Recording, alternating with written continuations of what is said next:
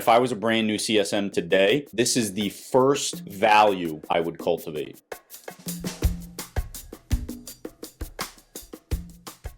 Being in customer success can be really tough. If you want to know why, check out some of the videos right up here. But in this video, the first in a series, I want to cover how you can build a more resilient customer success practice.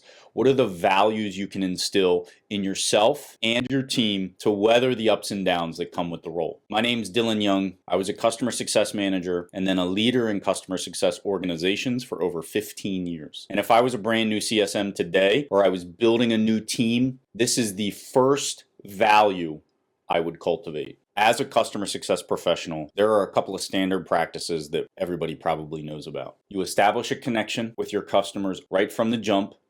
You regularly check in with them to understand their needs. You address their concerns quickly when they come up, and you provide support, hopefully, before issues ever escalate. But honestly, those are just tactics.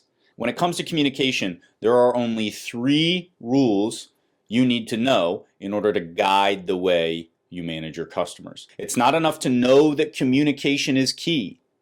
These rules will transform your relationships like you've never seen before. Communication is the ultimate value in a customer success organization. But how do you make your communication most effective?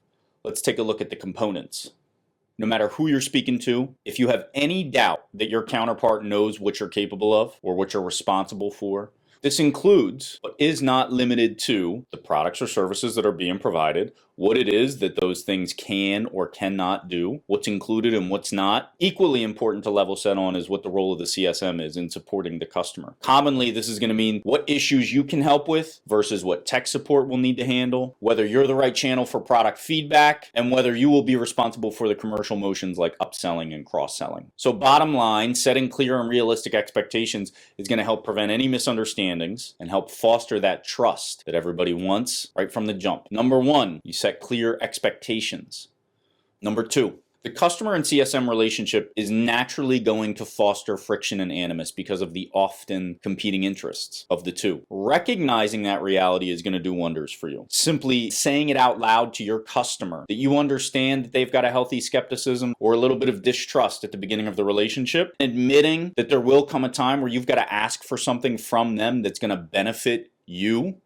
That's going to relieve a ton of pressure on both sides. It's going to let you talk more openly and work together to find those win-win scenarios. It's going to invite a level of candor that can be hard to summon if you're both not sure how to handle one another. Now, that's just at the start of the relationship. How do you continue to cultivate transparency throughout? The easiest answer is going to be by providing honest and accurate information, even when that information is not flattering to you or the customer, or it's downright difficult for you to admit. But always remember, what's more important than your company hitting every product development timeline that it has out there is the credibility that practicing transparency can build. Number 3, don't listen to respond, rather listen to understand.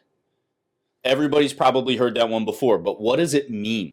I'll tell you what it means from my perspective. It means conversations usually take a lot longer than you'd like for them to make sure that you understand what the customer is talking about. Personally, I like to take feedback. Hey, this tool or feature isn't working right for me, and I like to run with it. But time and time again, I have found that I ran in the wrong direction because I misunderstood the feedback that the customer was giving me. It turned out that the customer didn't know how the tool worked, and so of course they thought it didn't function correctly, and we ended up patching a hole that wasn't actually there. The best CSM work to understand a customer's statement from every angle possible. In some ways, you might say that the CSM doesn't trust that they and the customer are in perfect sync. And one of the most common ways to pressure test your customer statements is to repeat the idea or the thought back to them in slightly different wording to see if they agree and if you understood what they said. Another method folks like to use is the 5 whys, where you ask the customer why 5 different times after a statement to ensure you get to the root of their feedback. Number 3 is active listening. Ensure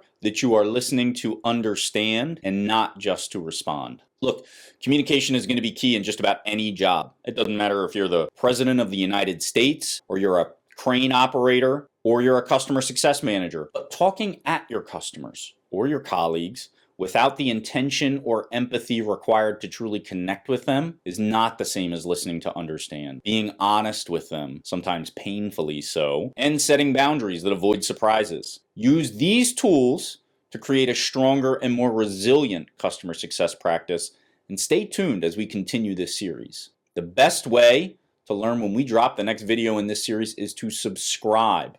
So hit the button down here if you like this video. And while you're at it, give this video a thumbs up. Lastly, drop a comment and let us know what questions or thoughts you have. I'd love to start a conversation with you. Until next time.